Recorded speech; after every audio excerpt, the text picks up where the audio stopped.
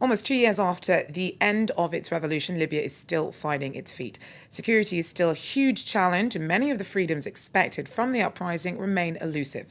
But though improvement's patchy, it is there. With more room for flexibility, the media has become bolder in pushing boundaries. France 24's Lucy Proven pulls back the curtain on one show that's gone further than most in taking on the risks of taking the mick out of the new Libya.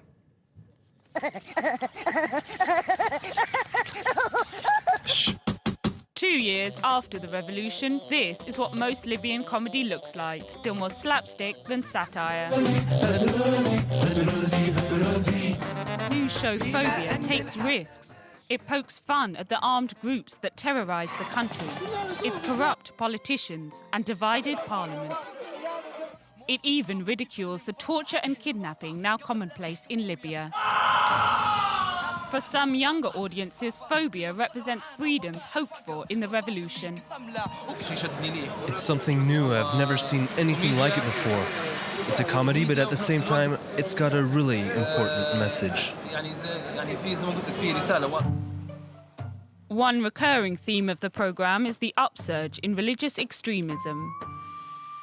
This young man can't visit his local bookshop without an Islamic inquisition into his reading material. كيف تصبح علمانياً في أسبوع؟ يا سلام، مستعجل أنت. ما تخليهم في أسبوعين أحسن. For Phobia programme makers, it's important all groups in Libya accept criticism. Democracy means freedom of expression, the right for everyone to participate politically. Factionalism will destroy the nation. It's up to Libyans to live with reality and accept each other's opinion. This was the main message of Phobia. We criticised everyone equally and without bias. Not everyone agrees Phobia is even-handed. I had reservations. They didn't talk about all political groups. It is clear their criticism is not as objective as people claim. But Phobia was a one-off and is now no longer in production. Gaddafi-era attitudes to censorship remain. Those who speak out risk violent attack. But for some, it's a risk worth taking.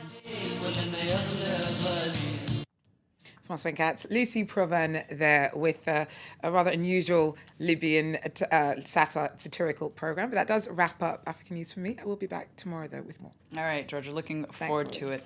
Well, do stay tuned. We'll have more news coming up in live from Paris. Dan Levy will be here, the latest sports.